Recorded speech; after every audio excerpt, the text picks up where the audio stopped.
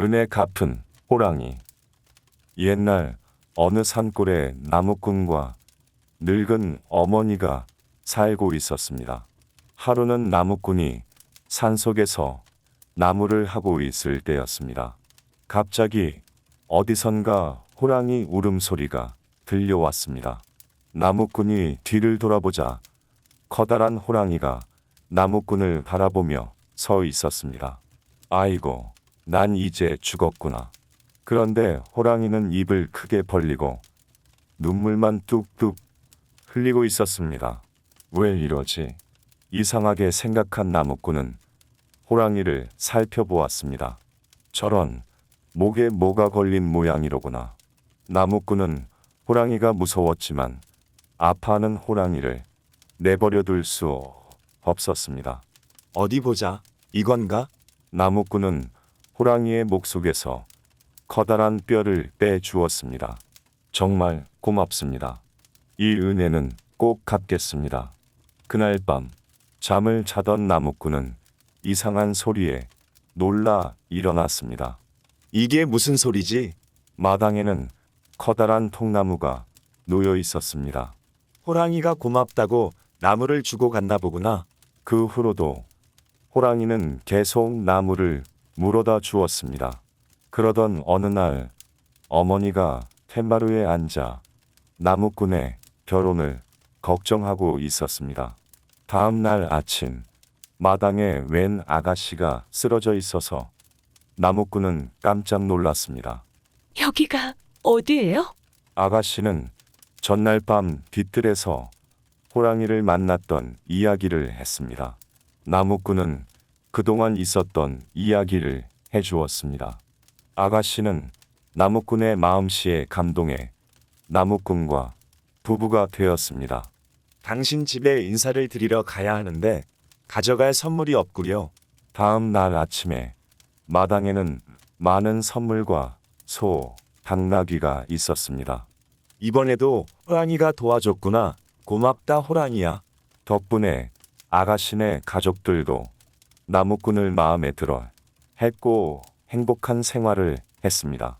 시간이 한참 흘러 호랑이를 잡으면 큰 선물을 내리겠다는 임금님의 공지에 나무꾼은 호랑이를 잡으러 밤늦게 나왔습니다. 저기 멀리서 호랑이 한 마리가 보여 활을 쏘아 쓰러뜨렸습니다. 그런데 그 호랑이는 바로 옛날에 나무꾼이 도와주었던 호랑이였습니다. 저는 나이가 들어 어차피 죽을 목숨이니 저를 임금에게 제물로 바치십시오. 그러곤 호랑이는 숨을 거두었습니다. 나무꾼은 숨을 거둔 호랑이를 차마 제물로 바치지 못하고 양지발은 땅에 묻어 주었습니다. 목에 걸린 뼈를 나무꾼이 빼준 이후로 죽을 때까지 나무꾼에게 은혜를 갚는 호랑이의 모습은 감명 깊습니다. 무서운 이미지를 가진 호랑이와 관련된 다른 동화들과는 달리 의리 있는 호랑이의 모습을 살펴볼 수 있는 이야기였습니다. 나무꾼 또한 호랑이와의 의리를 지키며 무덤에 묻어줌으로써 둘의 우정이 돈독했음을 알 수 있습니다. 꼬리로 낚시하는 호랑이. 옛날 어느 추운 겨울에 호랑이가 어슬렁거리며 나타났습니다. 배가 고픈데 뭐 먹을 것 없나. 하지만 하루 종일 돌아다녀도 아무것도 먹지 못했습니다. 호랑이는 마침내 토끼를 발견했습니다. 이놈, 토끼야. 호랑이는 토끼를 한 입에 잡아먹으려고 입을 크게 벌렸습니다. 그때 토끼는 살기 위해 꾀를 내었어요. 저 하나로 배가 부르겠어요. 먹을 것이 무척 많은 데가 있으니 따라오세요. 먹을 게 무척 많다고. 그럼요. 호랑이는 눈을 깜빡이며 토끼를 따라갔습니다. 토끼가 호랑이를 데리고 간 곳은 얼음이 꽁꽁 언 강이었습니다. 낚시꾼들이 만들어 놓은 구멍이 여러 개 보였습니다. 호랑이님 미 구멍에 꼬리를 집어넣으세요. 그래, 이렇게 꼬리를 집어넣으라고. 예, 물고기 떼가 꼬리에 매달려 묵직해지면 얼른 낚아채는 겁니다. 알았다. 겨울바람이 쌩쌩 불었어요. 그래도 호랑이는 꼬리를 얼음 구멍에 집어넣고 오래도록 기다렸습니다. 꼬리가 묵직해지는 것으로 보아 이제 물고기가 많이 걸렸나 봐. 호랑이는 꼬리를 낚아챘습니다. 하지만 꼬리가 얼음에 꽁꽁 얼어 움직이지 않았습니다. 아무리 잡아당겨도 꼬리만 아플 뿐이었습니다. 헤헤헤, 호랑이 아저씨, 열심히 고기를 낚으세요.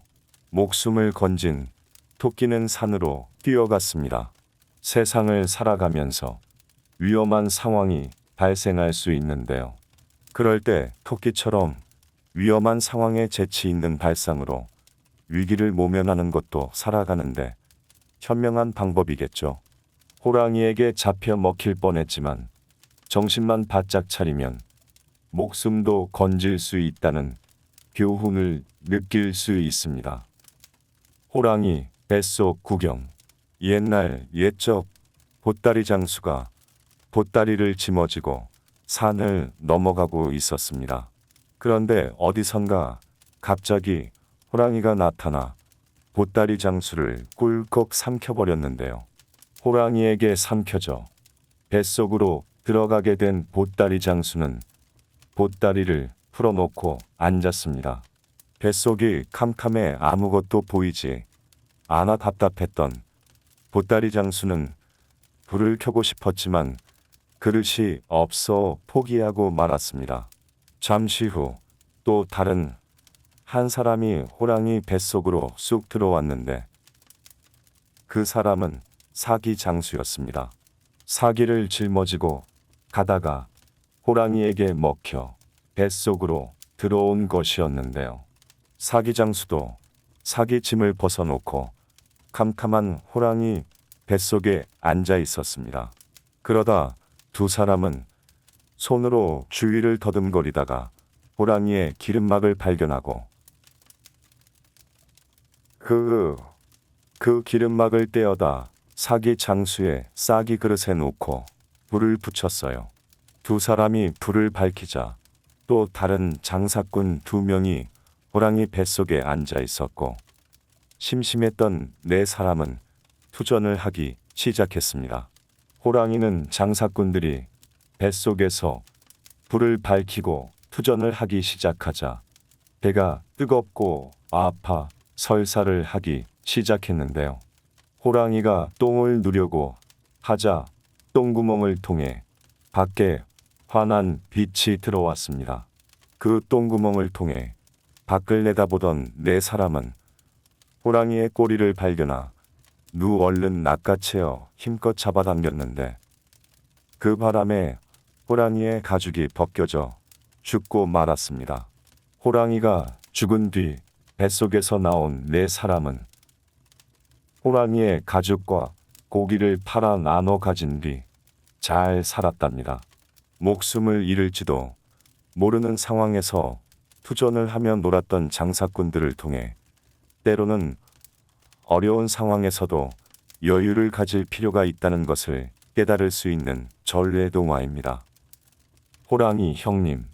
옛날 한 나무꾼이 가난한 나머지 호랑이한테 잡아먹히겠다며 산을 넘어가는데 도중에 진짜 호랑이를 만났습니다.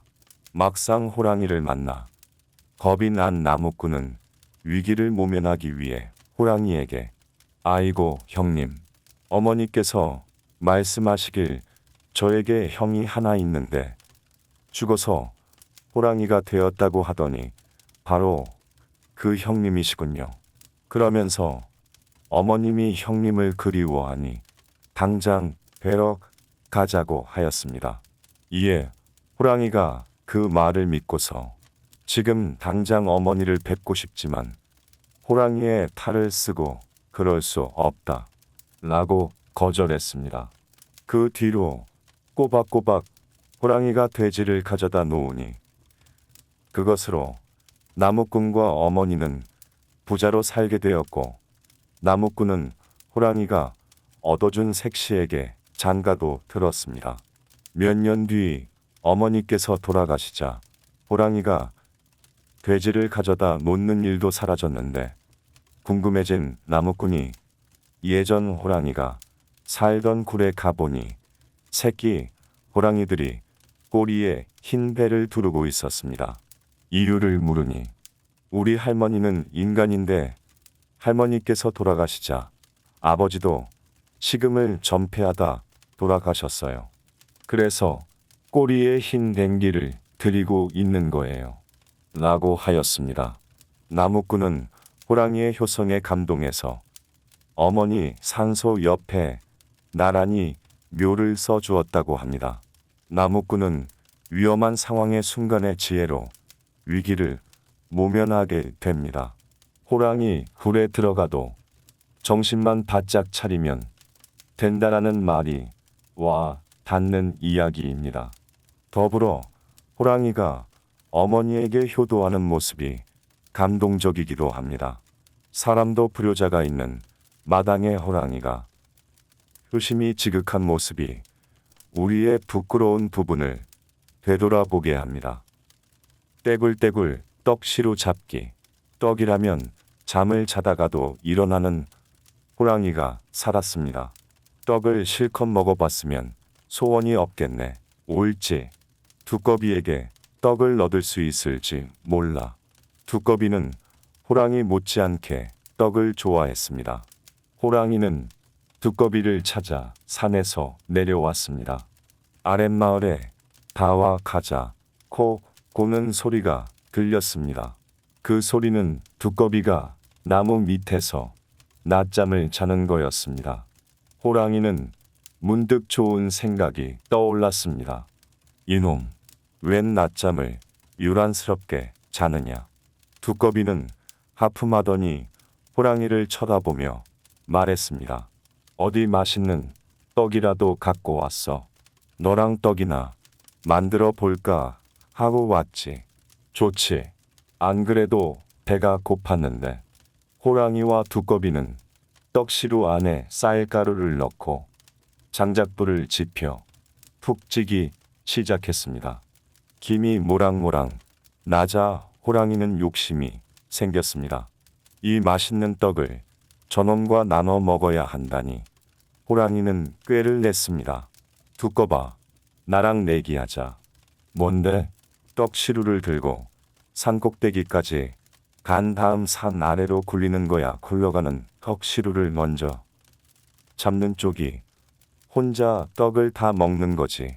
두꺼비는 자신이 질 게 뻔해서 영 내키지 않았습니다. 두꺼비는 호랑이의 속셈을 알아차렸습니다. 두꺼비에게도 좋은 생각이 떠올랐습니다. 그래, 내기하자. 나중에 딴소리 하지 마. 호랑이는 신이 났습니다. 영차 둘은 떡시루를 들고 산 꼭대기로 갔습니다. 호랑이는 자신이 다 먹을 생각에 활짝 웃었습니다. 자, 이제 시작. 하나, 둘, 셋 출발. 힘껏 떡시루를 밀었습니다. 덜커덩 요란한 소리를 내며 산비탈을 굴러 내려갔습니다. 호랑이는 두꺼비를 신경 쓰지 않고 떡시루를 쫓아갔습니다. 떡시루는 아래를 향해 떼굴떼굴, 호랑이도 떡을 따라 떼굴떼굴 굴러갔습니다. 그런데 안에 든 떡이 밖으로 빠져나오기 시작했습니다. 호랑이는 그 사실을 몰랐습니다. 두꺼비는 그 모습을 내려보곤 웃었습니다. 이럴 줄 알았지. 이제 슬슬 내려가면서 떡 좀 먹어볼까? 두꺼비는 내려가면서 떡들을 먹었습니다. 반면 호랑이는 텅 빈 떡시루 안을 확인하고 망연자실했습니다. 만약 호랑이가 욕심을 부리지 않고 사이좋게 두꺼비와 나누어 먹었으면 맛있는 떡을 먹을 수 있었을 겁니다. 하지만 너무 욕심을 부린 나머지 결국에는 떡을 한 개도 먹지 못하게 되었죠. 친구들과 함께 지내면서 자신만의 이익을 추구하는 것은 어찌 보면 자신의 손해가 더 크게 일어나는 경우가 있습니다.